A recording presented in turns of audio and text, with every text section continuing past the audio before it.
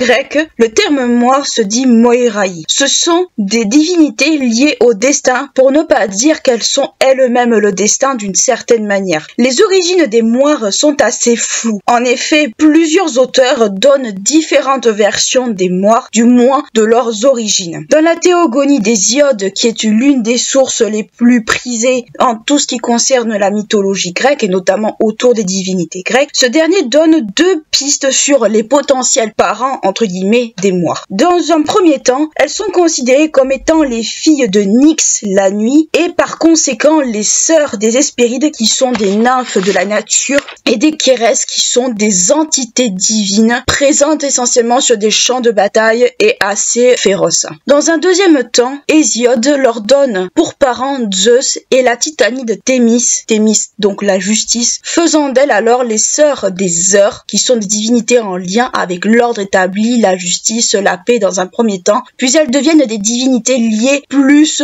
à chaque moment de la journée chez les humains. Donc la fonction des heures évolue au fil du temps. Dans la théogonie d'Orphée, théogonie à mettre entre guillemets d'Orphée, ce dernier en fait les filles d'Ouranos et de Gaïa. Donc on les place au même niveau à peu près que les enfants de Gaïa nés de cette dernière avec Ouranos. Toutefois, elles sont également considérées par Orphée, du moins par la théogonie que fournit Orphée, comme étant les filles de Cronos. Donc on ne sait pas trop exactement quels sont les parents à ce moment-là des moires. Mais parmi toutes ces hypothèses, on peut voir quand même une évolution de ces divinités et une évolution qui va les rattacher, pour ainsi dire, aux divinités principales, pour ne pas dire les plus puissantes de la religion grecque. Donc on cherche vraiment à les relier à des divinités relativement puissantes et relativement importantes justement de cette religion. Toutefois, parmi toutes ces versions qui nous sont données, la plupart du temps, c'est la deuxième version fournie par Hésiode, donc du fait que les moires sont les filles de Thémis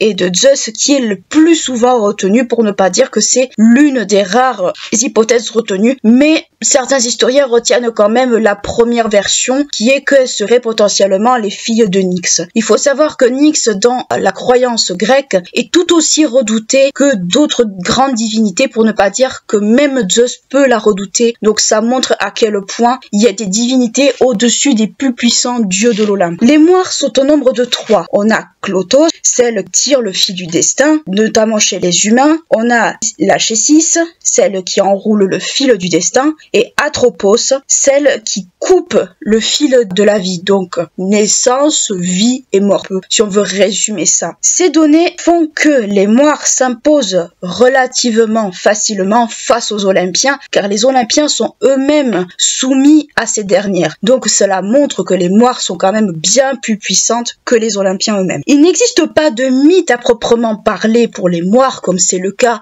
pour Athéna, pour Zeus, ou pour Adonis, ou pour Asclépios. Il n'existe pas en fait de mythe à proprement parler ou qui leur sont propres, comme pour la plupart des divinités grecques et des créatures mythologiques. Mais en revanche, on peut souligner leur présence dans quelques épisodes liés justement aux dieux olympiens, notamment, ou encore à certains mortels de façon assez indirecte. En effet, on peut souligner leur présence au moment de l'affrontement entre Zeus et Typhon. Typhon est cette espèce de créature féroce qui pouvait tenir tête aux Olympiens de façon assez problématique, et les moires vont intervenir d'une certaine manière dans ce combat, notamment en suggérant à Typhon de se nourrir, de manger la nourriture des mortels, donc des humains, et ce dernier, à cause de ça, va perdre la plus grande partie de sa force, et c'est ce qui fait que Zeus pourra le battre assez facilement. Elles sont également présentes, encore une fois, dans un combat un peu de Zeus, mais entre Zeus et les géants, et ce dernier, avec le concours des moires, va réussir à tuer 2 géants, notamment Agrios et Taos, à coups de bâton. Ce sont les quelques épisodes où on peut relier les moires à Zeus, donc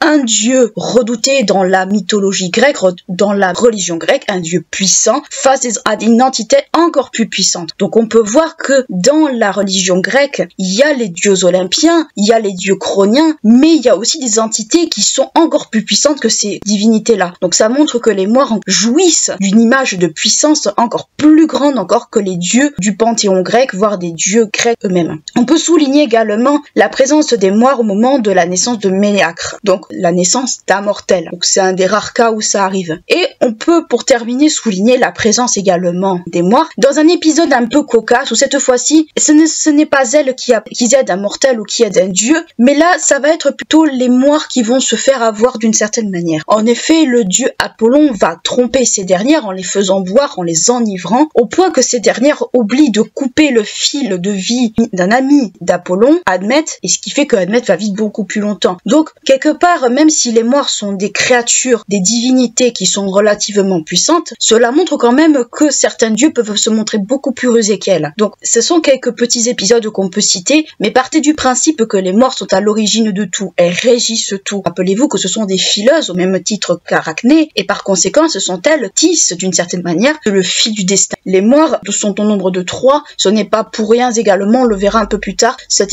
esprit de 3 va être également reprise. Même si on retrouve les moires dans la Théogonie d'Hésiode ou chez Orphée, la présence des moires est déjà attestée même à l'époque d'Homère, et on va retrouver quelques allusions dans l'Iliade, mais c'est une allusion à une moira, donc une seule moire, une moira au singulier, elle deviendra plurielle plus tard, et cela montre surtout qu'il va y avoir une évolution justement de cette notion de moire au fil du temps et au fil des auteurs. Cet exemple de la moira, cette présence de la moira chez Homère, va se traduire au moment de la guerre de Troie. Rappelez-vous que la guerre de Troie est un conflit qui va opposer les Troyens et les Grecs, mais avec l'appui de divinités olympiennes. La moira dans cette fameuse guerre de Troie va faire un peu tampon dans le sens où elle va dissuader les dieux olympiens d'intervenir sur le champ de bataille, notamment quand les héros vont tomber au combat. Donc elle va clairement leur faire un grand stop, ce héros doit mourir, vous n'avez pas à intervenir, et c'est ce qui fait que la moira va quelque part mettre barrière entre ce que les dieux aimeraient faire et ce qui est possible de faire. Probablement d'origine orientale, donc les moires, l'idée de moire ou du moins ce que les moires représentent peuvent être dues à des origines autres que des origines grecques. Les moires sont alors associées principalement au cycle de la vie, de la naissance à la mort, à la notion de destin. Prenez l'exemple en fait, si vous voulez vous rappeler de l'idée des moires, de cette fameuse phrase qu'on nous a appris quand on était tout petit. Au lever du soleil, il marche à 4 pattes, à son apogée, il est sur 2 pattes et au coucher à 3 pattes. Partez du principe que ça représente un petit peu cette expression qui est au lever, c'est un bébé donc 4 pattes, à son apogée donc à midi, il est sur 2 pattes donc il est adulte et tout ce qui va avec, et au coucher il est sur 3 pattes, il devient vieux et il meurt. Partez du principe que ça veut dire exactement ça. Si vous voulez raccourcir un peu la signification des moires, rappelez-vous un peu cette idée mémotechnique justement de ce qu'on nous a appris, et justement c'est par rapport justement au cycle de la vie, cette image qu'on nous a inculquée de au lever du soleil il est sur 4 pattes, à son apogée c'est-à-dire à midi il est sur 2 et au coucher il est sur 3, c'est le cycle de la vie tout simplement, c'est-à-dire bébé, jeunesse, adulte, mort. Voilà, si vous voulez vous le résumer, résumez-le exactement de cette manière, c'est beaucoup plus simple. Pour en revenir aux moires, ces dernières suscitent un sentiment assez contradictoire chez les Grecs, car elles suscitent tant la fascination et l'admiration, pour pas dire un peu une forme d'amour, que de crainte, de dégoût, de détestation. Donc ça prouve que les moires sont associées petit à petit à la fatalité et au cycle de la vie, du moins ce que la vie réserve à la plupart des gens. Cette notion de fileuse du destin, parce que les moires sont des fileuses, est également présente chez les Romains. Rappelez-vous que les Romains ont pris également beaucoup de divinités à droite ou à gauche. Chez les Grecs, c'est chez les Égyptiens. Donc globalement, c'est chez ces deux civilisations principales qu'on peut retrouver certaines amalgames de divinités, voire certaines divinités présentes. Et les moires en font partie. Mais elles ne sont pas appelées les moires, elles sont appelées les parques. Vous allez retrouver souvent le mot parc à la place de moire, mais partez du principe que c'est exactement la même chose, sauf que d'un côté c'est les Grecs et de l'autre côté c'est chez les Romains. Chez les Romains, les parques sont également au nombre de 3, comme chez les Grecs. Elles se nomment Nona, Decima et Morta. Elles sont également associées de façon peut-être plus distincte que chez les Grecs à la naissance, au mariage et à la mort des humains. Donc autrement dit, chez les Grecs, les moires ont des fonctions en même temps assez précises, notamment pour la vie et la mort, mais pour la dernière, on ne sait pas trop ce qu'elle représente. On peut supposer qu'elle représente un peu le fil de la vie, tout ce qui constitue la vie, du moins chez les Romains. Les parcs vont présenter des moments clés de la vie, la naissance, le mariage et la mort. Donc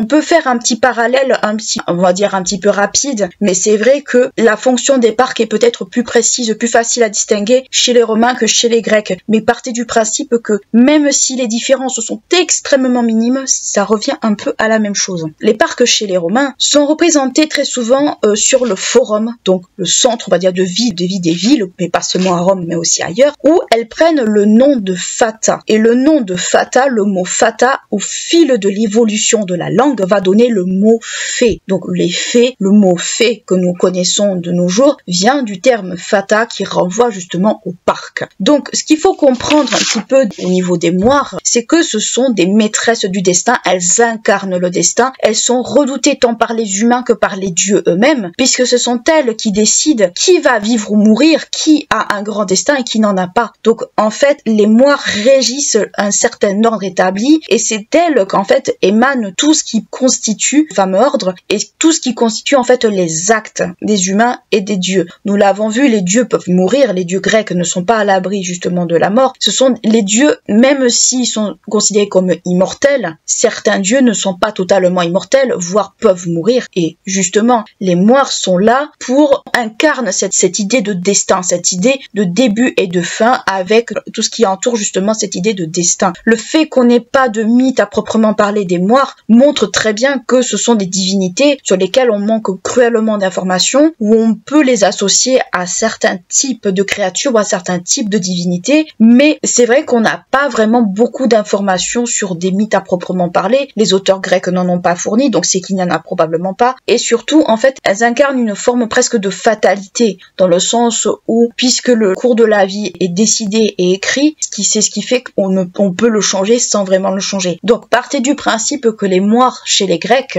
et on fait très souvent la confusion entre les moires et les grès, c'est deux choses assez différentes. Les unes vont se traduire plus par ce côté fileuse que nous avons vu avec Arachné, d'ailleurs elles sont elles-mêmes dans la même catégorie qu'Arachné d'une certaine manière, mais ce sont des fileuses en fait qui incarnent une notion, une problématique qui est une problématique plus poussée que pour Arachné. L'œuvre d'Homère, l'Iliade, Cassandre est la fille de Priam, roi de Troie, et d'Écube. Quand elle devient une jeune fille, elle est repérée par Apollon et aimée de ce dernier. Ce dernier, pour, on va dire, s'attirer les bonnes grâces de la jeune fille, lui confère le don de voyance et donc de divination. Malheureusement, Cassandre est assez indifférente aux sentiments du dieu et ne lui rend bien évidemment pas son affection. Pour se venger de cet affront et pour donner une leçon à Cassandre, Apollon décide de la punir en faisant en sorte que ses visions, les visions qu'elle aura, ne soient pas prises au sérieux et du coup la prive du don de persuasion, ce qui fait que cet affront que Cassandre a fait à Apollon aura des conséquences bien plus tard assez fâcheuses.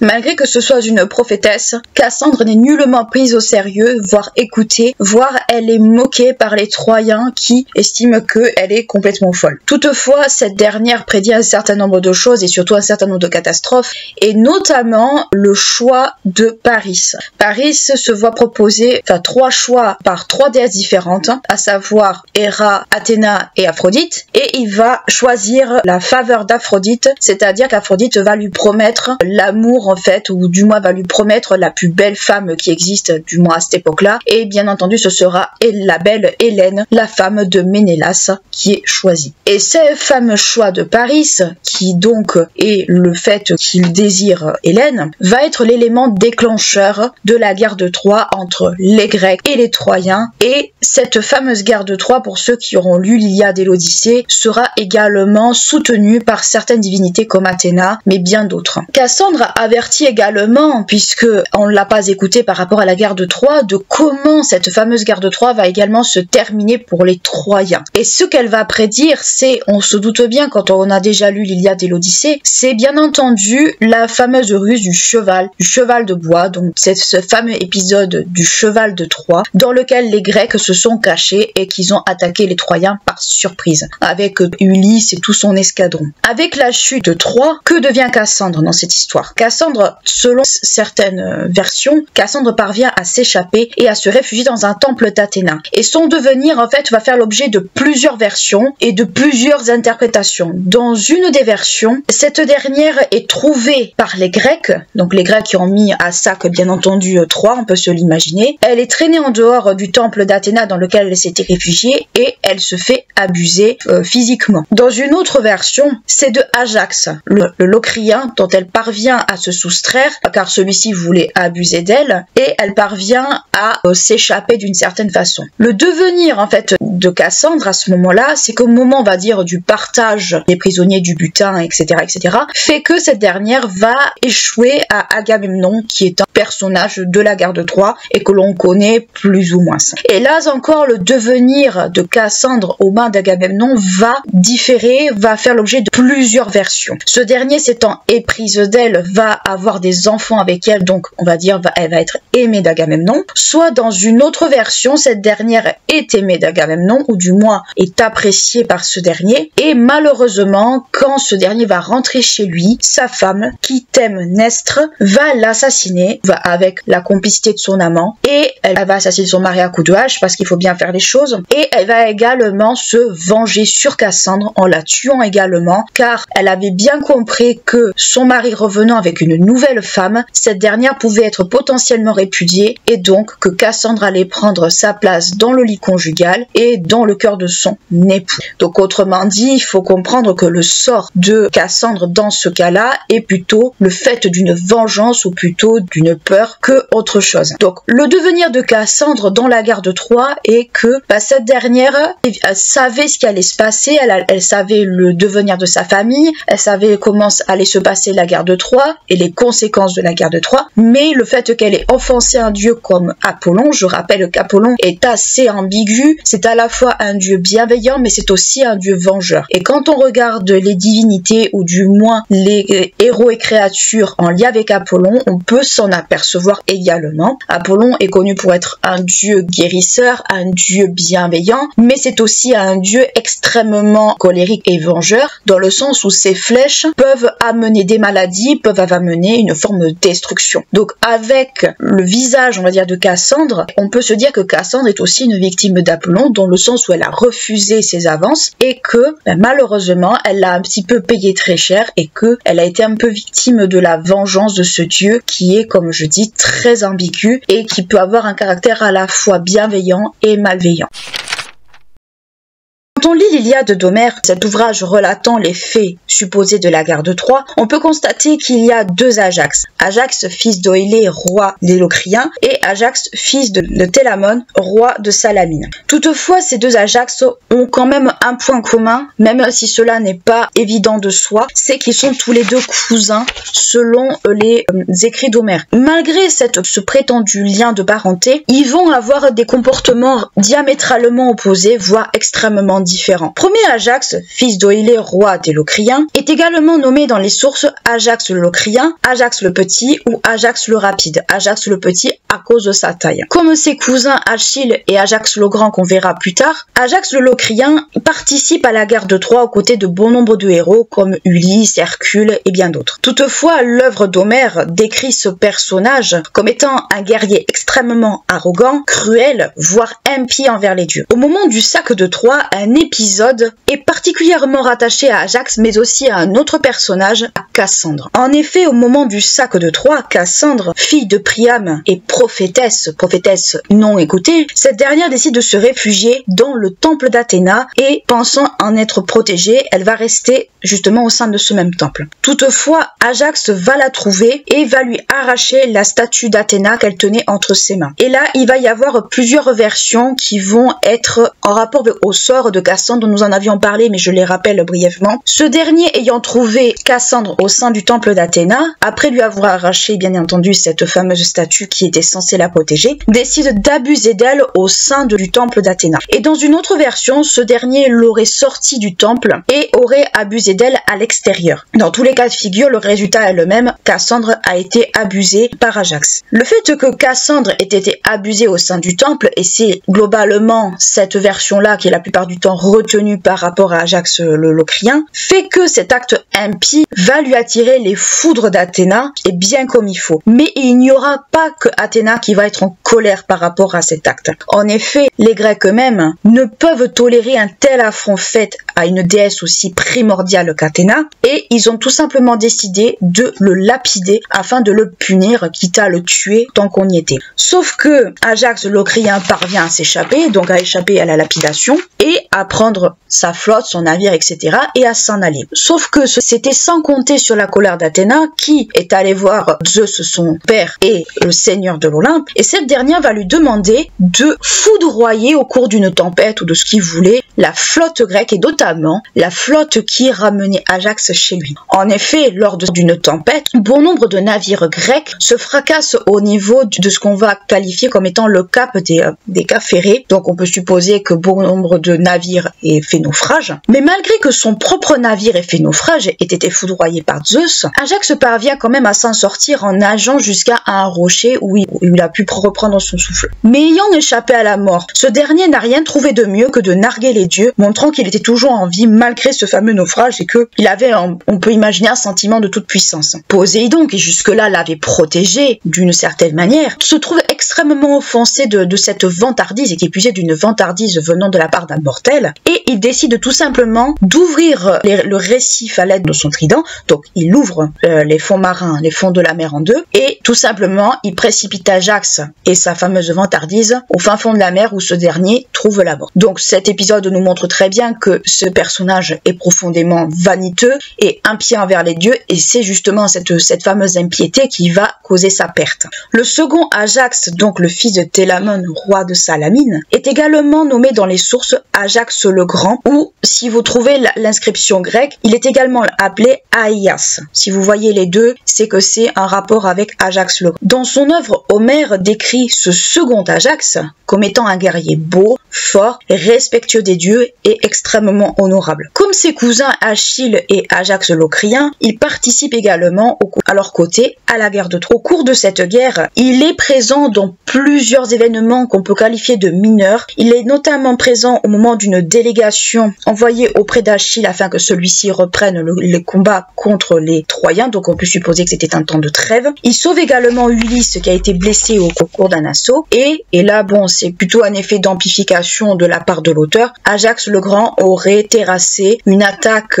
troyenne à lui seul avant que ces derniers aient pu incendier les navires achéens, donc les navires grecs. Donc il faut quand même prendre du recul avec ce genre d'événements, parce que bien souvent c'est des effets un peu d'amplification et c'est pas forcément, on va dire, des effets faits de façon objective. Toutefois, ce sont pas ces événements-là qui marquent le plus ce personnage. Le premier événement qui montre surtout le caractère guerrier d'Ajax le Grand est en lien avec Hector. En effet, il se mesure à Hector au cours d'un combat singulier. Il ne parvient pas à vaincre Hector, mais il parvient toutefois à le blesser. Donc Hector va lui offrir son épée, et cette fameuse épée va avoir un rôle crucial. Le second événement en lien avec Ajax est en lien avec son cousin Achille. En effet, Achille meurt sous les assauts de Paris, et Ajax, ne se refusait de laisser le corps d'Achille aux mains des Troyens, décide de le ramener dans le camp des Grecs afin que celui-ci puisse être honoré comme il le faut. Et avec le corps d'Achille, il ramène également ses armes, donc les armes d'Achille qui ont été forgées par Héphaïstos. Toutefois, ces armes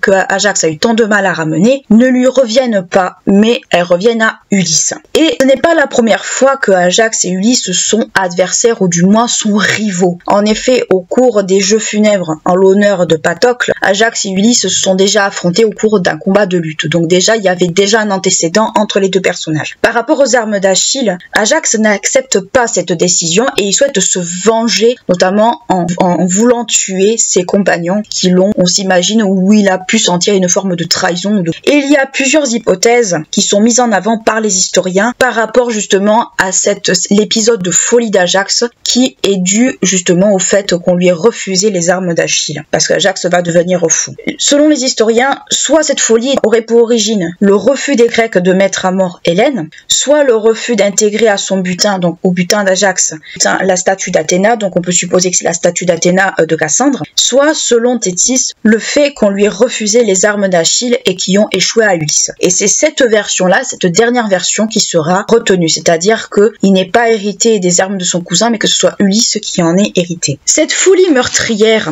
que les historiens souvent attribuent à Athéna aurait, selon les versions, plusieurs conséquences. Vous avez une version où il massacre un troupeau entier pensant que c'est son rival, ainsi que certains généraux grecs, soit qu'il massacre un bélier pensant que c'était encore une fois son rival. Dans tous les cas de figure, Ajax devient fou et il massacre tout ce qu'il trouve autour de lui. Quand il a repris ses esprits, il voit en fait le carnage qu'il a créé et les conséquences de ce carnage. Ajax, ne pouvant supporter ce qu'il a fait, décide tout simplement de se donner la mort avec l'épée d'Hector. Et cette fameuse épée est importante justement par rapport à ça. À cause de son geste, donc du fait qu'il ait décidé de se donner la mort et qu'il ne soit pas mort naturellement, le camp des Grecs, et notamment Agamemnon, dont on avait déjà parlé par rapport à Cassandre et Ménélas, ne sont pas trop d'accord pour lui accorder une sépulture dans les règles, à savoir le bûcher et l'enterrement. Toutefois, Ulysse parvint à les faire un peu changer d'avis, mais Ajax, malgré que Ulysse ait voulu être fair-play par rapport à lui, sera seulement enterré et non pas brûlé sur bûcher funéraire, comme cela se fait notamment. Ayant été informé de l'affront qui a été fait à son fils, Télamon se venge littéralement des Grecs en amenant les navires grecs à se fracasser contre les écueils du Cap Capharé. Donc, si vous faites un petit peu le lien entre Ajax le Petit et ce qui vient de se passer, on peut se dire,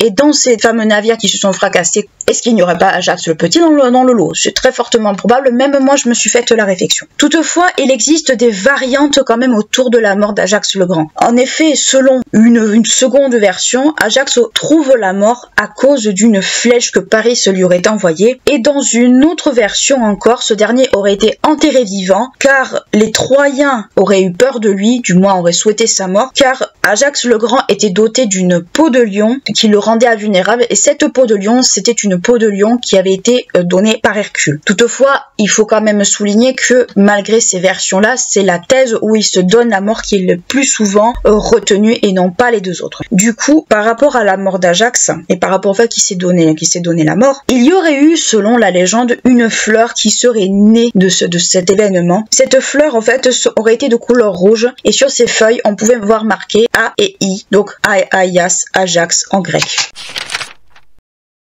Concernant Aphrodite, que ce soit sur sa naissance ou sur ses amours, sont extrêmement nombreux. La naissance de la déesse donne lieu à de nombreux récits, tous aussi contradictoires les uns que les autres. En effet, bon nombre d'auteurs nous informent de plusieurs pistes, dont certaines ont été retenues ultérieurement plus que d'autres. Dans l'Iliade d'Homère, Aphrodite est la fille de Zeus, le seigneur de l'Olympe, et de la déesse Dionée, dont le principal temple est à Dodone, non loin des Pyres en Grèce. Alors Dionée, une déesse ancienne, une déesse archaïque, donc qu'on pourrait presque qualifier de titanide dans ce cas-là. En revanche, si on se réfère à la théogonie d'Hésiode, le récit se situe plus au temps de la première génération de dieux grecs, donc au temps des titans. En effet, lors de l'affrontement entre Ouranos et son fils Cronos, le fils parvient à émasculer le père à l'aide d'une faucille ou d'une serpe selon les versions, qui lui a été donnée par sa mère Gaïa afin Cronos la venge. Cronos jette alors les organes reproducteurs de son père dans la mer et de la semence qui en émane avec l'écume. Cela donne naissance à Aphrodite. Le nom même d'Aphrodite vient du mot aphros en grec qui signifie écume. Donc on peut tout aussi bien se dire que cette version-là est celle peut-être qui se rapproche le plus de la naissance de la déesse, du moins de ce qui pourrait être le plus privilégié quant à son origine mythologique. Plus tard, cette dernière se laisse porter vers Cythère, puis ensuite elle va à Chypre. Plus tard, Eros la rejoint afin qu'ensemble ils attissent l'amour tant chez les humains que chez les dieux, mais de façon générale ce sera plutôt aussi du côté également de la nature. Pour rejoindre Cythère, cette dernière dispose d'un coquillage avec lequel elle peut se déplacer, donc elle passe un temps à Cythère et puis ensuite elle se dirige vers Chypre, où Chypre est ensuite le noyau central de son culte. Sur place, les saisons, qui sont aussi des petites divinité, fils de Thémis, se hâte alors autour d'elle et s'occupe d'elle. Il l'habille, il la part de bijoux, enfin, il la met en valeur. Par la suite, ces deux versions sont énormément reprises d'une certaine façon et énormément, on va dire, mises en avant. En effet, si on regarde chez Apollodore, ce dernier va reprendre la filiation évoquée par Homère, donc la filiation de Zeus et Dionée, mais chez Platon, cela va être plutôt une double naissance qui va être abordée, donc les deux en fait, celle d'Hésiode et d'Homère, mais ce dernier va donner une image autre à Aphrodite, à savoir qu'il va lui donner l'image comme une espèce de déesse vierge, au même titre par exemple qu'Artémis ou bien Athéna, et entre les deux versions, son choix va plus se supporter sur la naissance d'Aphrodite, de Dionée et de Zeus, donc plutôt la version donnée par Hésiode. Si on regarde chez les Romains, puisqu'elle est présente chez les Romains, elle est la déesse protectrice des Romains, enfin du moins de la gente Iulia. Si on regarde chez les Romains, Cicéron dans son œuvre De Nature Deorum, la nature des dieux, si vous voulez qu'on la traduise, il va reprendre un peu un certain nombre de choses. Il va reprendre notamment la naissance de la déesse par le biais d'Uranos, puis il va évoquer des choses, on va dire,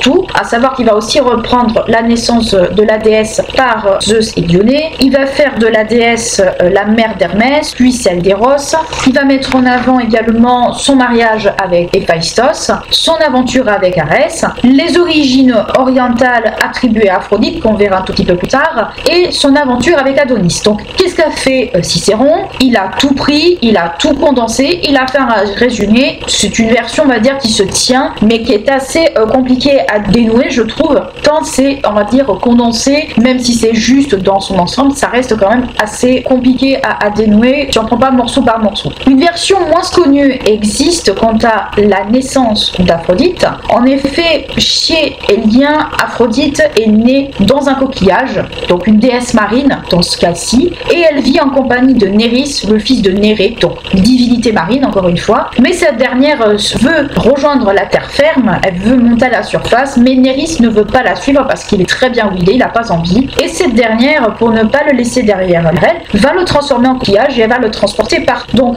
qu'est-ce qu'on peut en conclure de ces mythes de naissance d'Aphrodite? C'est que c'est une divinité qui est un peu entre terre et mer, c'est-à-dire qu'elle est née dans la mer d'une certaine façon, et qu'ensuite elle va vivre sur terre avec les humains. Donc c'est un peu une divinité un peu dans un entre-deux, comme il y en a beaucoup dans la mythologie grecque, mais globalement ça fait partie de ces divinités qui agit sur plusieurs fronts, sur plusieurs tableaux, et qui va être vénérée de différentes manières, et dont les attributions, les épithètes vont être en lien justement avec ça, en plus de ces attributions de divinité de l'amour. Si on regarde le reste de la mythologie grecque, la présence d'Aphrodite se retrouve dans plusieurs mythes, mais l'un d'eux se situe bien avant les événements de la guerre de Troie, donc de ce que nous raconte Homère. Il s'agit tout simplement du fameux épisode du jugement de Paris. En effet, Paris se voit proposer par trois déesses, trois propositions, à savoir Héra va lui proposer la souveraineté sur l'Asie et l'Europe, donc une souveraineté totale, un peu si on peut faire à l'image d'un Alexandre avant l'heure. Athéna va lui attribuer la gloire militaire, ce qui est dans ce corps à elle, et Aphrodite va lui attribuer plutôt l'amour de la plus belle femme, du moins de la plus belle femme aux yeux de Paris. Le choix de Paris va se porter, bien entendu, sur la proposition d'Aphrodite, et la déesse va alors lui donner une pomme d'or, cette espèce de pomme de la discorde, clairement, et ce dernier va obtenir l'amour, du moins, va réussir à conquérir le cœur d'Hélène de Troie, et malheureusement Paris a eu la très mauvaise idée, d'une certaine façon,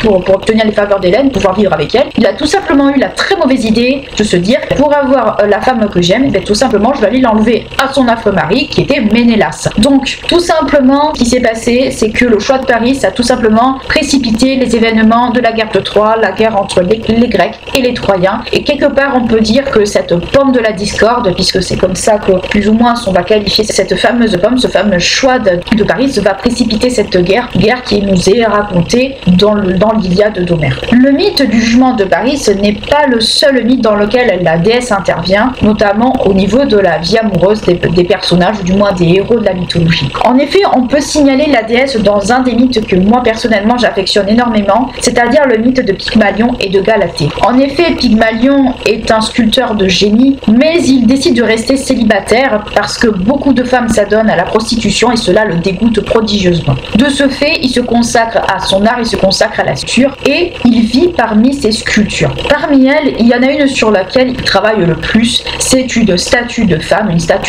parfaite en ivoire, du moins une statue de femme telle qu'il se la figure pour lui-même. Et plus il travaille sur elle, plus il la perfectionne, plus il la trouve parfaite et plus il en tombe amoureux. Alors dans certaines versions, on va dire que c'est Aphrodite pour punir l'orgueil de l'humain qui le fait tomber amoureux de cette statue. Donc ça fait partie des pistes évoquées. Et le sculpteur, tombant petit à petit amoureux de sa statue, lui offre des cadeaux, l'habille, va jusqu'à même l'embrasser le soir. Bref, on peut dire que c'est un amour qui est quand même assez étrange de prime abord, mais c'est un amour qui fait partie du mythe. Amoureux fou de sa statue, ce dernier prie alors la déesse Aphrodite afin que cette déesse lui fasse que sa statue soit vivante, enfin qu'elle lui donne vie. À ses prières, la déesse comprend que Pygmalion est tombé fou amoureux de sa statue, qu'il ne peut pas vivre sans elle, et qu'elle était la seule femme qu'il voulait. Elle va exaucer ses prières, elle va donner vie à sa statue, et ce dernier, voyant que sa statue a pris vie, un soir, en l'embrassant, il va sentir que sa statue prend vie, et il va décider tout simplement, quand cette dernière sera vivante, de l'épouser, mais il va avant tout lui donner le nom de Galatée. Donc c'est le fameux mythe de Galatée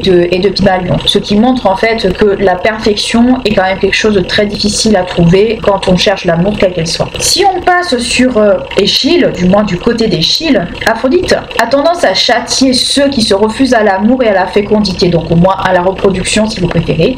En effet, cette dernière va punir Hippolyte car elle décide de rester chaste et de se consacrer à Artémis. Donc je vous laisse deviner qui est Hippolyte, c'est la reine des Amazones tout simplement. Donc Aphrodite a tendance un peu à ne pas accepter que les êtres humains, quels qu'ils soient, ne se tombent pas amoureux, mais ça c'est quelque chose qui se retrouve beaucoup dans les mythes où Aphrodite intervient. Mais même si elle châtie ceux qui refusent, on va dire, de tomber amoureux, elle va tout de même donner un coup de pouce à des amants afin que ce dernier puisse se retrouver et ranimer les passions, donc les passions amoureuses dans les mythes. Et cela va se traduire notamment lors de son mariage avec Héphaïstos, puisqu'elle va offrir le strophion, donc une espèce de ceinture qu'elle portait le jour de son mariage avec Héphaïstos. Elle va décider de l'offrir à Héra afin que cette dernière puisse reconquérir Zeus, même si Aphrodite a fait un peu un double jeu là-dessus, puisque c'est elle qui a poussé plus ou moins Zeus à tromper sa femme ouvertement, selon, on va dire, certains historiens bien entendu, et selon les mythes qui nous sont rapportés.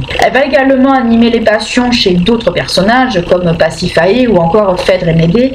Si on devait faire la liste en fait de tous les mythes où elle intervient, honnêtement il y en aurait beaucoup, mais globalement ce qu'on peut en comprendre c'est que Aphrodite c'est la déesse de l'amour à proprement parler telle qu'on s'imagine, et c'est surtout une déesse qu'on pourrait peut-être pas qualifier de romantique quelque part, mais c'est une déesse qui a une tâche en fait qui lui est propre, et surtout elle a une fonction assez particulière puisque elle est dévolue au mariage c'est sûr, mais elle est dévolue surtout à la passion et à l'amour entre les époux principalement, et pas que entre les époux, voire même c'est aussi la déesse de l'adultère, qu'on ne veuille ou pas aussi. C'est une déesse en fait qui est très présente dans ces moments-là. Si on regarde du côté de la vie privée de la déesse, on va lui trouver un mari et plusieurs amants. En effet, Zeus, voulant que la déesse se marie, décide tout simplement de lui donner pour époux le fils qu'il a eu avec Héra, c'est-à-dire Héphaïstos, le dieu des forgerons, mais c'est aussi également un homme très laid et boiteux, puisque pour vous expliquer pourquoi le pauvre est dans cet état-là, quand Héra donne naissance à Héphaïstos, elle trouve le bébé tellement affreux qu'elle décide tout simplement de le balancer du haut de l'Olympe.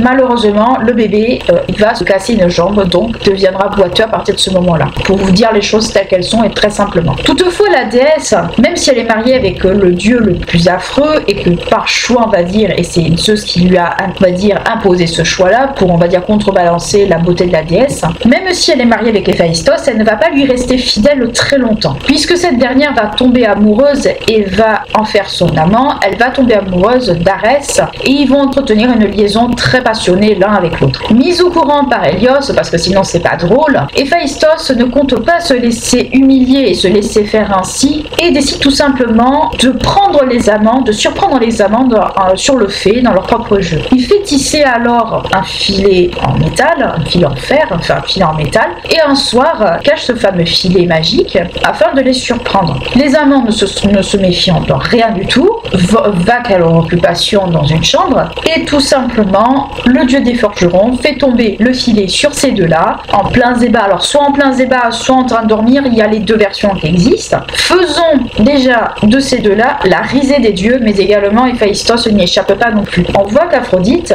même si elle est mariée, elle n'hésite pas à tromper son mari ouvertement, et Arès ne sera n'est pas le seul amant qu'elle a. De ses amours avec Arès, plusieurs enfants vont naître. On va avoir par exemple Harmonie, la concorde, Phobos et Démios, la peur et l'épouvante. Et dans certaines versions, pas dans toutes, on va avoir Eros et Antéros, l'amour et l'amour réciproque. Arès n'est pas le seul amant qu'Aphrodite va avoir, même si elle va l'aimer très passionnément. Elle va en avoir bien d'autres. Cette dernière aura également pour amant, plus ou moins malgré elle, le dieu des océans Héphaïstos, avec qui elle aura 2 enfants, Rhodé et Hérophilos. Puis ensuite, cette dernière va avoir une brève aventure avec Dionysos, avec qui elle aura un fils Priape, pas Priam, Priape. Donc déjà, ça commence à faire beaucoup. Et elle aura également une liaison avec Adonis, mais c'est pas une liaison qui va durer très longtemps, et surtout, c'est un dieu qu'elle doit partager avec Perséphone la moitié de l'année. Pour vous expliquer les choses telles qu'elles sont, Adonis, d'une part, c'est Adonis le Syrien, c'est une divinité orientale, un peu au même titre qu'Aphrodite dans certains cas, mais c'est une divinité dont elle tombe amoureuse dès qu'il est bébé. Mais le problème, c'est que 2 déesses vont tomber amoureuses de lui, à savoir Aphrodite bien entendu et Perséphone. Et quand l'adolescent devient grand, plus il devient grand, plus elles sont amoureuses, les deux déesses, pour vous expliquer de façon très résumée de la chose. Mais l'une le veut et l'autre aussi le veut, donc c'est un problème qui est un peu insoluble. Alors qu'est-ce qui va se passer? On va demander encore une fois à Zeus de trancher la question. Zeus va trancher la question en disant l'automne et l'hiver, grosso modo, c'est avec Perséphone, et le printemps et l'été, c'est avec Aphrodite. Comme ça, tout le monde est content. Donc pour vous expliquer la chose très clairement comment ça se passe comme ça dans le mythe d'Adonis. Mais Adonis, le problème qui se pose, c'est qu'il ne va pas vivre très longtemps. Malheureusement, il fait partie de ces divinités qui n'auront pas le temps, on va dire, d'avoir une reproduction quelconque. Alors selon certains historiens, vous allez consulter, ils vont avoir des enfants ensemble et d'autres pas, mais la plupart du temps, beaucoup d'historiens soulignent qu'il n'y a pas eu d'enfants ensemble, puisqu'Adonis est la divinité rattachée à la nature, mais la nature qui n'a pas eu le temps de se reproduire. Donc il est rattaché à ça. Puisque, pourquoi ça ne va pas durer longtemps? En fait, Adonis, lors d'une partie de chasse, finira par mourir, éventré par un sanglier. Alors soit c'est un sanglier énervé par Arès parce qu'il est jaloux, soit parce que c'est Artémis qui n'a pas apprécié de voir Adonis chasser sur ses terres qui va lancer le sanglier sur lui. Il y a les 2 versions qui existent, mais globalement c'est la version Artémis qui est retenue la plupart du temps. On connaît également des amants mortels, humains si vous préférez, à Aphrodite. Le plus connu d'entre eux, c'est le berger Anchise, avec qui elle aura le héros troyen Énée et Héliros. Si Héliros meurt sans enfant, sans descendance, Énée ne sera pas la même chose, puisque le fameux Énée dont nous parlons, c'est le héros qui est à l'origine, alors ça fait beaucoup de héros à l'origine de Rome, qui est à l'origine un peu de la fondation de Rome, et notamment de la gens Iulia, ou Julia si vous préférez, et qui va placer la ville sous la protection de la déesse Aphrodite, parce que justement, il est né de la déesse, et surtout, à Rome, elle va être connue sous le nom de Vénus. Donc, d'une certaine manière, est-ce qu'on peut dire que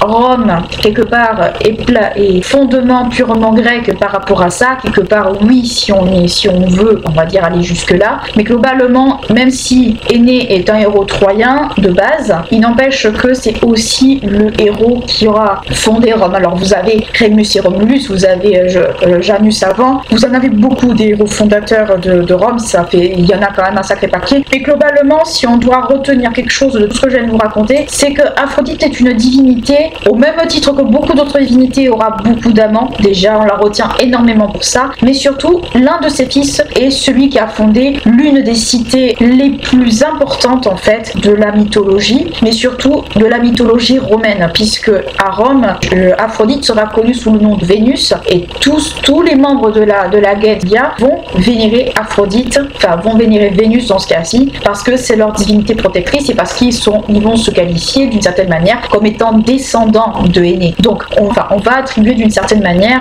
une origine quasi divine à la gens Iulia par rapport à ça, mais surtout Aphrodite, c'est une divinité qui joue sur plusieurs fronts. C'est une divinité qui va être une divinité qui va attisser l'amour chez ceux qui sont les plus récalcitrants. Ça va être celle qui au contraire va réconcilier des amants quand il y a, on va dire, un souci. Ça va être la déesse au contraire qui va susciter des passions, et des fois des passions adultères chez les uns ou chez les autres. D'un point de vue chez les dieux, c'est celle qui va favoriser les tromperies de Zeus au détriment de cette pauvre Héra. Donc Aphrodite quelque part c'est celle qui va attisser les passions d'une certaine manière dans les textes des héros et des dieux, des humains également, puisqu'elle va aussi avoir des des amants qui sont humains. Mais de façon générale, si on regarde dans la pratique, ça va être celle qui sera au dernier cheminement du parcours, on va dire, de la jeune fille, puisque la jeune fille, elle passe d'une certaine manière de l'enfance à l'âge adulte par le biais de son mariage. Après, il y a tout ce qui est autour de l'enfance avec différentes divinités, avec Artémis, avec Hestia, globalement. Mais celle qui est propre au mariage, ça sera toujours Héra, et celle qui sera propre toujours, on va dire, à l'entente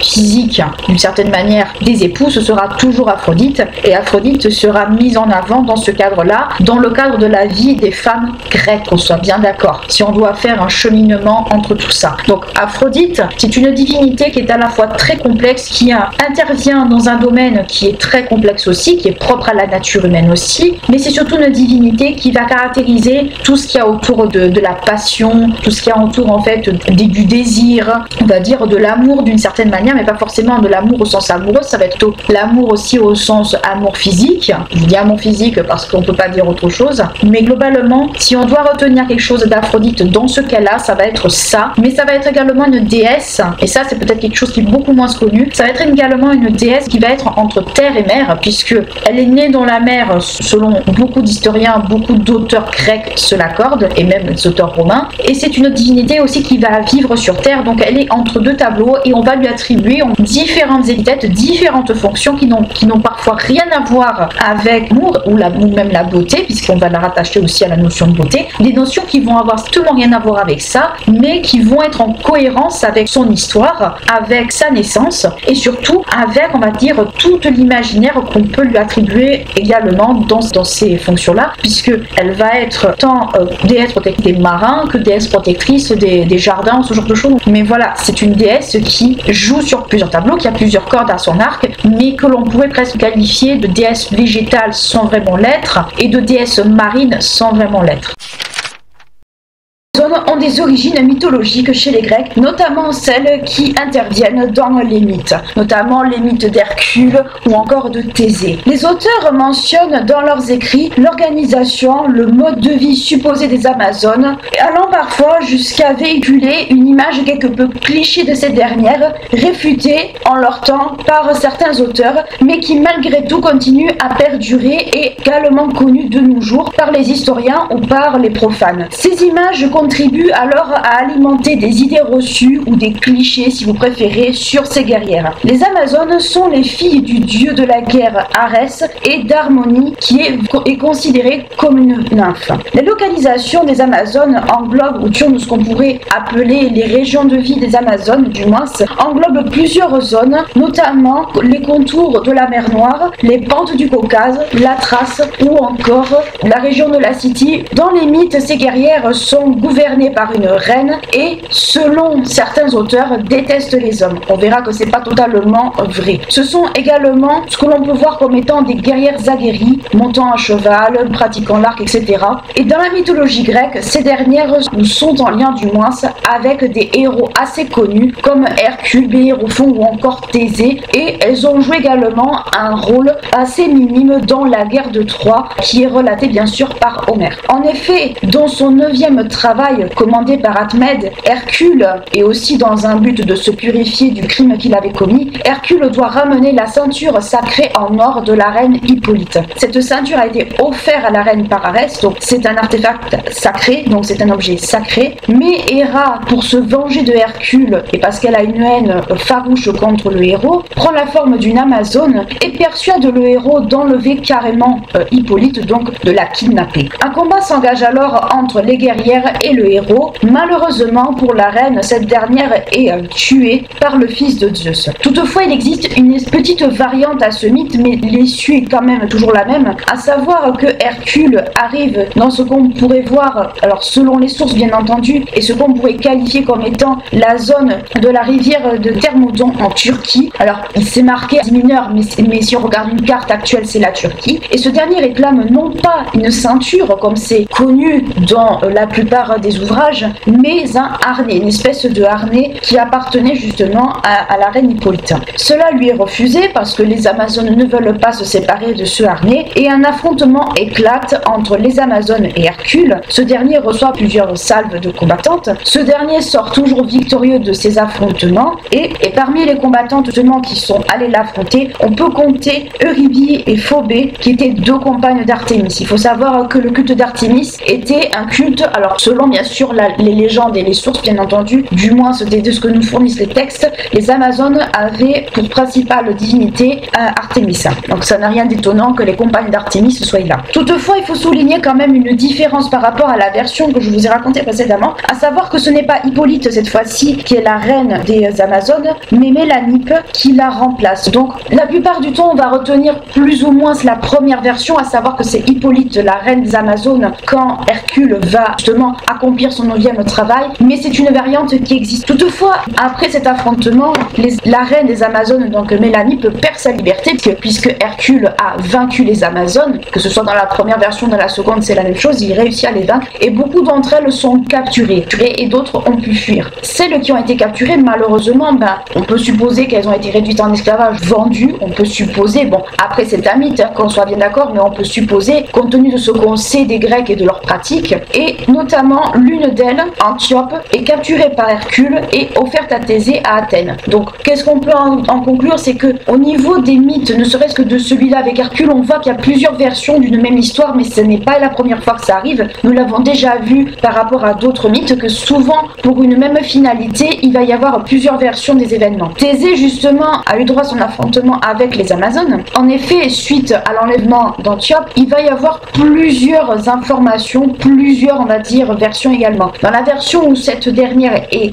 capturée par Héraclès et offerte à Thésée, Thésée va avoir droit à un affrontement entre les Amazones et lui, mais il va sortir victorieux. Et dans une autre version, c'est Thésée lui-même qui va enlever Antiope. En effet, quand il vient sur le territoire des guerrières, donc on peut supposer que c'est la même région, plus ou moins, ces dernières le reçoivent en grande pompe, à savoir qu'elles lui offrent des cadeaux, enfin elles sont, on va dire, accueillantes avec lui. Et ce dernier propose justement à la reine Antiope de venir justement visiter son bateau, on peut s'imaginer la scène totalement. Et ce dernier, sans crier gare et surtout en ayant, on va dire, beaucoup de ruses à son actif, décide tout simplement de lever l'ancre et d'embarquer la reine avec lui, sans tenir compte des guerrières amazones qui ont très mal pris la chose. Et pour se venger justement de cet enlèvement qui s'est fait de façon, on va dire, outrageuse, ces dernières décident d'envahir l'Attique et de s'installer dans la région d'Athènes, au niveau de l'aréopage, non loin de l'Acropole. On avait déjà vu l'aréopage par rapport aux Érénies et la signification de cet endroit-là. Toutefois, alors que ce soit dans la version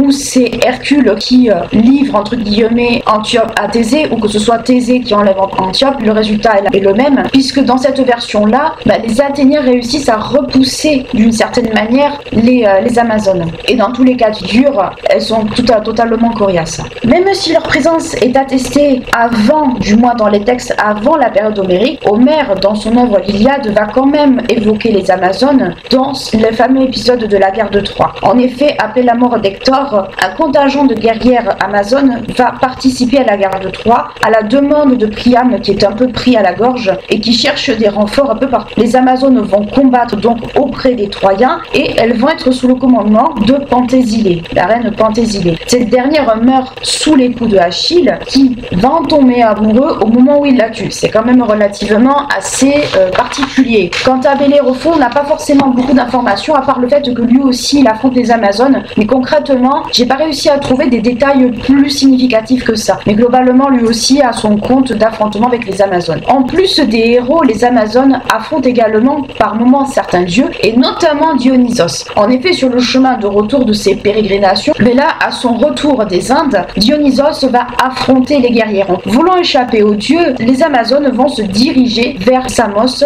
et elles vont essayer de lui échapper autant qu'elles le peuvent. Ces dernières parviennent à se réfugier dans le temple d'Artémis, là où le dieu ne peut pas les atteindre. Les affrontements dans les temples sont quand même relativement proscrits, au même titre que beaucoup d'autres choses. Dans les représentations des Amazones, ces dernières sont représentées comme étant des femmes à cheval, vêtues de pantalons ou de robes, on va dire courtes, taille haute, un peu à l'image d'Artémis, assez pratiques pour se déplacer, armées de haches de guerre, de lances ou encore d'arcs. Une idée reçue concernant, et c'est peut-être l'une de celles qu'on connaît le plus sur les Amazones concerne le fait qu'elles se mutilent ou se brûlent ou se compriment un sein dans le but d'être meilleures au tir à l'arc. Cette idée reçue voit le jour 2500 avant Jésus-Christ et c'est un historien qui va mettre ça en avant, notamment un historien grec, Hélanikos, en 490 avant Jésus-Christ. Donc on voit que ça n'est pas sorti de nulle part, c'est un historien grec qui va justement poser les bases justement de ces fameuses idées reçues par rapport à ça. Cela est probablement dû au fait que le terme mazoné, peu importe en grec, veut dire celles qui n'ont pas de sein. Or, on voit dans les représentations des Amazones que cela n'est absolument pas le cas, puisque l'art grec lui-même montre que les Amazones avaient une poitrine intacte. Donc, c'est une idée reçue qui n'est pas forcément une idée vraie, et cette idée reçue va être relativement balayée et réfutée par les contemporains justement de l'historien. Donc, ça fait partie de ces idées reçues qui ont déjà été réfutées à l'époque de l'historien, mais qui continuent plus ou moins à être véhiculées un peu partout et qui continuent à être connues encore de nos jours. Donc on voit que les idées reçues, ça date pas de maintenant. Concernant aussi, on peut dire peut-être la croyance des Amazones, les historiens, ou du moins les sources montrent que les Amazones avaient des tendances à vénérer soit Arès, soit Artémis, voire les deux, et par moments Athéna. En plus des localisations qu'on a évoquées précédemment, qui sont des localisations que l'archéologie et que les sources nous fournissent aussi, il y a d'autres hypothèses que les historiens et les sources mettent en œuvre, et les auteurs également, à savoir que pour cette fameuse zone de Terre-Mondant, les Amazones auraient plus ou moins construit une ville qu'elles auraient appelée Témiskyre. Ça devrait vous rappeler un petit peu quelque chose, puisque dans la culture populaire, c'est Témiskyra, mais là, pour le coup, c'est Témiskyre, et on le retrouve de temps en temps. Mais également d'autres villes que l'on connaît plus ou moins, Mytilène, que l'on trouve sur l'île de Lesbos, Cyrène, Éphèse ou encore Smyrne. Alors ça, c'est des hypothèses, mais globalement, c'est ce qu'on suppose également. Et selon, toujours pareil, ces auteurs et ces sources qu'on peut trouver, il y aurait 3 types d'Amazones, ou du moins 3 tribus d'Amazones. Les Amazones de Témiskyre, les Amazones de Lycaste et les Amazones de Cadécie. Alors prenez ça toujours avec beaucoup de pincettes, parce que ce sont très certainement des auteurs qui ont voulu encore plus, on va dire, donner de légitimité aux Amazones, ce qui n'est pas forcément faux, mais il faut savoir que ça peut être aussi basé sur les différents types d'Amazones qui sont connus à l'époque et dont plus ou moins on essaie d'appliquer une localisation. On peut tout aussi bien voir ça comme étant ainsi. Une autre idée reçue qui est diffusée dans l'Antiquité grecque, du moins par les Grecs antiques, c'est le fait que les Amazones détestent les hommes et les condamnent soit à la mutilation ou aux travaux dégradants, voire serviles, et qu'elles détestent, ou du moins qu'elles délaissent plus ou moins leurs enfants mâles, du moins qu'elles les renient. Les historiens archéologues montrent très clairement que ce n'était pas du tout le cas, ou du moins, mais globalement, il est montré que ce n'était pas du tout le cas, que ce qu'on qualifiait d'Amazone, très clairement, élevait les garçons au même rang que les filles, voire sur un même pied d'égalité. Donc on voit très bien que déjà, ne serait-ce qu'avec ces 2 idées reçues, on charge énormément l'image des Amazones, quelque part un peu d'aspects négatifs, et d'aspects négatifs qui ne sont pas toujours justifiés, puisque les Grecs eux-mêmes avaient peur de l'indépendance des femmes, puisque les Amazones sont des femmes indépendantes, des femmes qui n'ont pas besoin des hommes, et c'était quelque chose qui faisait peur aux Grecs, puisque si les femmes devenaient indépendantes et n'avaient nullement besoin des hommes, que ces derniers allaient devenir. C'est un petit peu ça qui faisait que les Amazones représentent un peu cette espèce d'inversement de l'ordre établi chez les Grecs, et c'est ce qui fait que ça ne plaisait pas forcément, et que l'on dresse un peu quelque part un espèce de portrait noir de ces femmes qui étaient assez indépendantes et qui vivaient sur un même pied d'égalité que les hommes. Donc quelque part, le fait est que dans la société grecque, il faut comprendre une chose, c'est que la femme n'avait pas du tout un rang égalitaire par rapport aux hommes. Les femmes dans l'Antiquité grecque, et je vais le répéter assez souvent durant beaucoup d'épisodes, elles n'étaient pas considérées comme des citoyens, mais elles étaient considérées plutôt comme des non-citoyens, puisqu'elles ne votaient pas, elles ne participaient pas à la vie de la cité. Elles étaient tout simplement cantonnées à la maison, à l'élevage des enfants, à la gestion du foyer, mais elles ne faisaient rien de plus. Elles n'avaient pas de place à proprement parler, elles ne se battaient pas, elles n'avaient pas d'éducation militaire, à part à Sparte bien sûr, qui est une exception, mais si on prend le cas de Athènes, c'était totalement le cas. Les Amazones représentent également, comme je vous le dis, cette espèce d'inversement de l'ordre établi de la société grecque de façon générale, puisque elles se battent au même titre que les hommes, elles se battent même aussi bien qu'eux, et c'est ce qui fait que ça les effraie. Donc il faut voir justement cette figure de l'Amazone comme une espèce de figure de volonté de donner de l'indépendance aux femmes. Alors je mets ce terme-là avec des très très gros guillemets, des supra gros guillemets même, mais il faut voir que c'est une espèce de matérialisation peut-être aussi d'une société différente par rapport à ce que les Grecs connaissent. Même si les Amazones sont connues de tous, notamment bien avant l'époque homérique, comme nous l'avons déjà dit, l'art et la littérature nous renseignent davantage sur ce que pouvaient être les Amazones et ces derniers soulignent la beauté de ces dernières, mais également leur vaillance, et ils les représentent la plupart du temps en armes et dans des positions ou des postures plus ou moins menaçantes, voire dangereuses. Au fil du temps, les représentations des Amazones deviennent de plus en plus populaires et on les retrouve sur différents objets qui dépendent tant du cercle privé, des poteries ou ce genre de choses, comme pour un usage beaucoup plus public où elles vont être représentées dans des temples, dans des monuments, etc. etc. Toutefois, beaucoup dans l'imaginaire collectif de cette époque, ces dernières étaient un peu mises au même rang que des créatures mythologiques comme l'hydre de Lerne ou le dragon Ladon, ce genre de choses. Donc on voit très bien que même si elles bénéficiaient d'une certaine forme, on va dire, de représentation, d'identification, il n'en restait pas moins qu'on préférait en faire des créatures de légende plutôt que de se dire que c'était probablement une réalité. Toutefois, il faut bien comprendre une chose. Pour les Grecs, les Amazones représentent, comme je vous l'ai déjà expliqué, le caractère un peu inversé de la société grecque de l'époque, dans le sens où si les femmes devenaient indépendantes et beaucoup plus fortes mentalement, les hommes devraient automatiquement se soumettre, et pour un système qui se voulait être patriarcal, et c'est à mettre un peu avec des gros guillemets, j'y tiens fortement, c'était quelque chose qui relevait du fantasme, voire de l'impossible. Les sources montrent que les Amazones vivaient sans loi, alors c'est les sources, les textes qui nous disent ça, sans loi particulière, et ne vivaient que pour le combat et le massacre, du moins le carnage. Alors à l'image un peu peut-être de l'idée qu'on se fait de Arès, qui était le dieu de la guerre non raisonnée, contrairement à Athéna, mais on peut supposer qu'on voulait donner ce caractère un peu infernal aux Amazones pour en faire des entités assez barbares peut-être, voire assez féroces.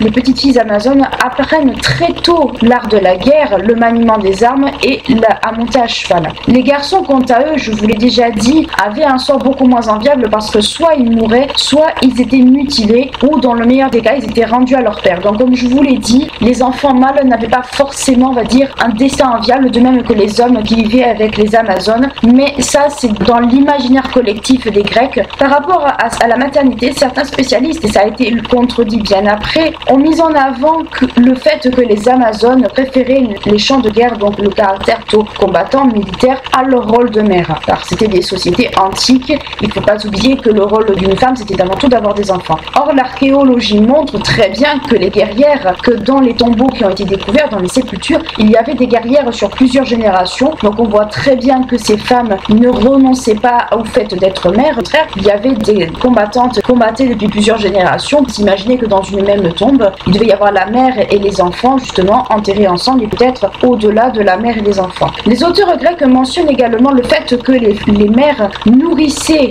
les enfants au lait de jument. Ça s'est retrouvé plusieurs fois chez les historiens, mais c'est une possibilité, car ces dernières refusaient d'allaiter leurs enfants, car elles ne voulaient pas, alors ça c'est selon les textes encore une fois, avoir les seins tombants et flasques. Donc on peut très bien s'imaginer que malgré que ces femmes-là n'ont pas renoncé à être mères, il n'empêche qu'il y a certaines choses qu'elles ne pouvaient ou ne voulaient pas faire. Par ailleurs, des récits d'aventure et des témoignages mettent en avant des combattantes en dehors justement de la Grèce, notamment en Égypte, dans le Caucase, en Asie centrale, en Inde, etc., et même en Chine. Donc on voit très bien, je vous l'avais expliqué tout à l'heure avec le système des 3 tribus, on voit très bien qu'en fait on a essayé d'identifier plusieurs tribus, plusieurs pays où des Amazones pouvaient être présentes, et où justement les auteurs grecs ont voulu faire en sorte qu'il y ait plusieurs camps, plusieurs tribus, plusieurs clans, plusieurs villes qui étaient attribuées à ces combattantes-là. Donc ce qu'il faut comprendre, c'est que les Amazones ont suscité énormément de fantasmes avec des idées reçues qui datent de l'époque antique et qui ont perduré jusqu'à nos jours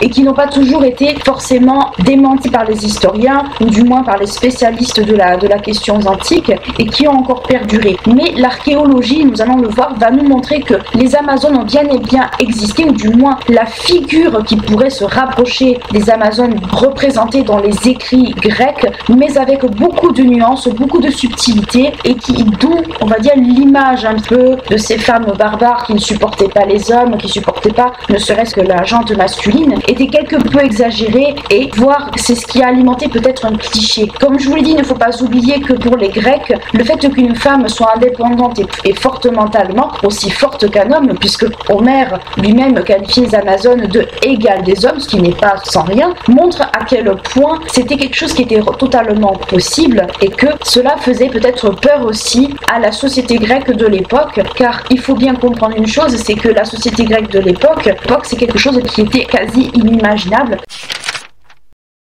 N'hésitez pas à liker, clocher la vidéo si elle vous a plu, vous abonner à la chaîne si ce n'est pas encore fait. Moi je vous dis à très bientôt pour un nouveau podcast et d'ici là prenez bien soin de vous.